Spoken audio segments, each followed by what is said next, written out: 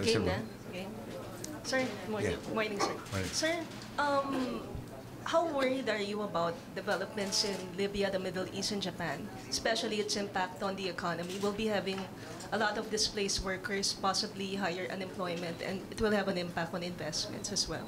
Well, in the case of the Middle East, hopefully there will be a resolution soon, especially in Libya. Then, of course, that might help to dampen the pressures that are forcing the prices of oil, for instance, to continually increase. We are concerned. We still have at least about 2,000 workers in Libya. I was just briefed about a few minutes ago that we chartered a ship at a cost of about 2 million euros, good for about 1,700 passengers, and only 600 showed up. I'm told that there is a document wherein they acknowledged they were properly informed, that they were offered the service, but they refused to do so. And they said that 2,000 are primarily in the medical services. Secretary Del Rosario is in the area.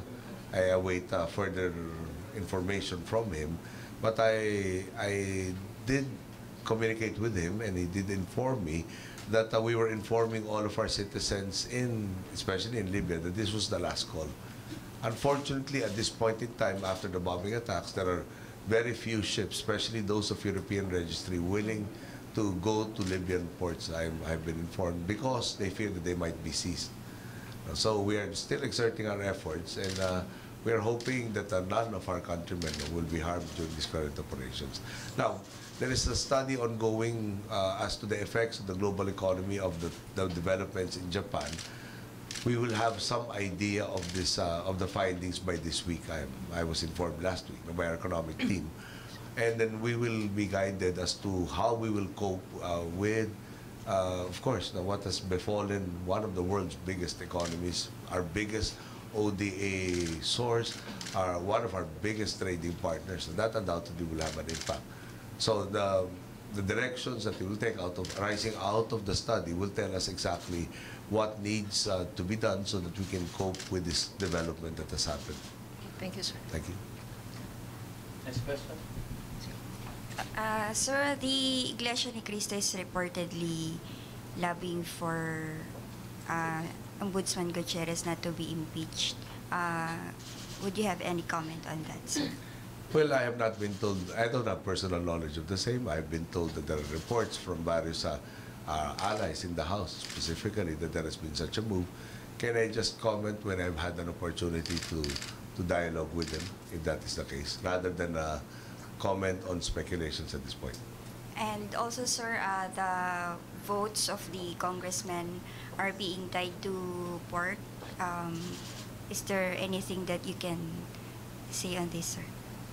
No, I think the record will show that we have not deprived anybody of the assistance that should be given their districts. So I will not make future pronouncements. Let me just say that I appeal to the record. You can look at it, see. I guess, one of the best examples has been something like 2 billion that was sent to the district of Mrs. Arroyo. We continued previous agreements that have been entered into. And if we were, as they said, vindictive and out for just vengeance, perhaps that should have been the first that should have been realigned. We could have gotten political points in so many other areas. But upon review by the Department of Public Works and Highways, there have been previous works that need this component to actualize their potential. So we agreed for it to continue. So, sir, you can make an assurance that, unlike the previous administration... I think I've answered the question now. Thank you. Thank you. Okay, last question, Marie.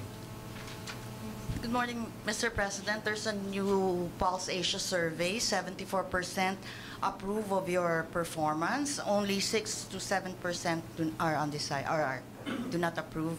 The rest are undecided. May we have your statement, sir, on this, or your comment? Pwede mo mahiram yung copy mo. I have not had a chance to read the Pulse survey.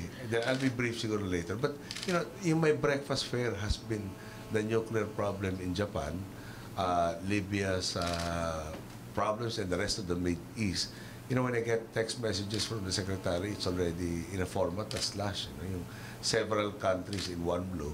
Then, of course, the flooding that has happened in Leyte. Unfortunately, we've had to handle all of those rather than look at the surveys. I hope there'll be some free time in this week, no, to handle it. I will be tackling the nurses. Parang this has been one of the worst passing rates in the current, the most recently concluded nursing licensure examination. So we want to tackle that also by this afternoon.